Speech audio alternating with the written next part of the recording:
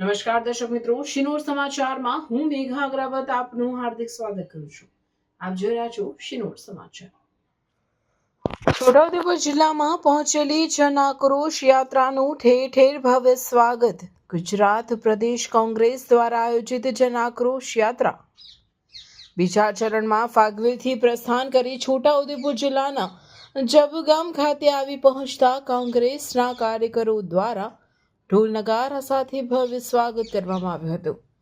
મોંઘવારીથી પીસાતો સામાન્ય નાગરિક અને બેરોજગારીની સમસ્યાથી સંઘર્ષ કરતો યુવાન વર્ગ તેમના અવાજને બુલંદ બનાવવા જનતાની લાગણી સાથે નીકળેલી જન આક્રોશ યાત્રાએ શાસક પક્ષ સામે જનરોષ પ્રગટ કર્યો હોવાનો માહોલ સર્જાયો હતો.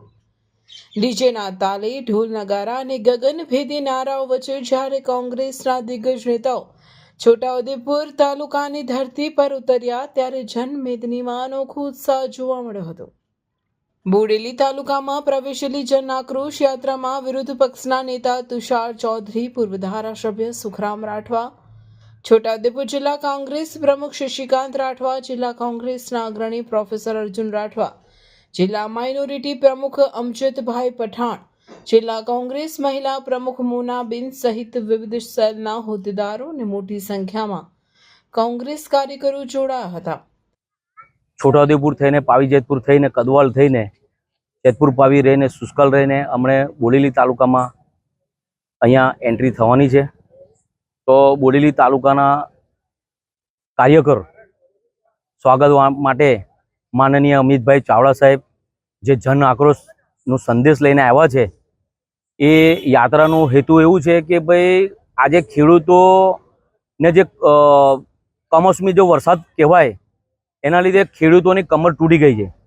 ખાતર મળતું નથી, ખાતરના બિયારણ પર જીએસટી વધી ગયું છે, પૈસા વધી ગયા છે, અને આવી પરિસ્થિતિમાં ખેડૂત જાય કંઈ તો અમારે આ યાત્રાનો સંદેશ એવો છે કે માનનીય ગુજરાત સરકાર, ભારત સરકારને એવું કહેવા માંગીએ છીએ કે જેવી રીતે 2014ની અંદર માનનીય મનમોહનસિંહે ક્રોપ લોનો જે માફ કરી હતી, દેવા માફ કર્યા હતા, એ ટાઈપનો એ જ પ્રમાણેના તમામ ખેડૂતોના દેવા માફ થાય.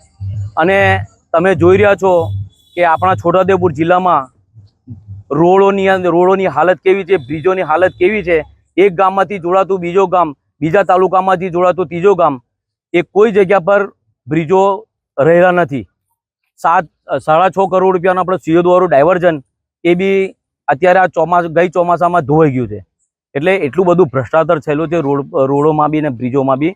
તો અમે આ ટીવીના માધ્યમથી, પત્રકારના માધ્યમથી અમે એવું કહેવા માંગીએ છીએ કે માનનીય મુખ્યમંત્રી સાહેબ આ બધા બ્રિજોની, છોટાઉદેપુર જિલ્લાના બ્રિજોની ઉપર જાય અને બોડેલીથી કવાંટ જો તમે જાઓ તો ખરેખર તમારી નેતાગીરીને સલામ કરીએ અમે.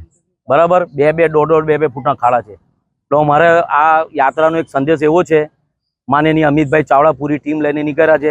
છોટાઉદેપુર જિલ્લા કોંગ્રેસ પ્રમુખ માનનીય શશીભાઈ રાઠવા અને અમારા પ્રમુખ સાહેબ નટવરસિંહ, રાજારામભાઈ, અમારા નારાયણભાઈ, અમારા વિક્રમભાઈ અને જેટલા બી જે આપણા સાથીઓ છે એ તમામ અહીંયા અમારા રેલીને સ્વાગત કરવા ઊભા છે. તો આ અમારે માધ્યમથી આટલી બધી જનસંખ્યામાં બધા અમારા કાર્યકરો પધાર્યા છે. આપ જોઈ રહ્યા છો કે રાતનો કેટલા સમય થઈ ગયો છે, તો બી આ લોકોને બસ હવે પરિવર્તન એક. રિપોર્ટર વિરેન્દ્રસિંહ દેસાઈ, સિનોર સમાચાર ન્યૂઝ, બોડેલી, છોટાઉદેપુર.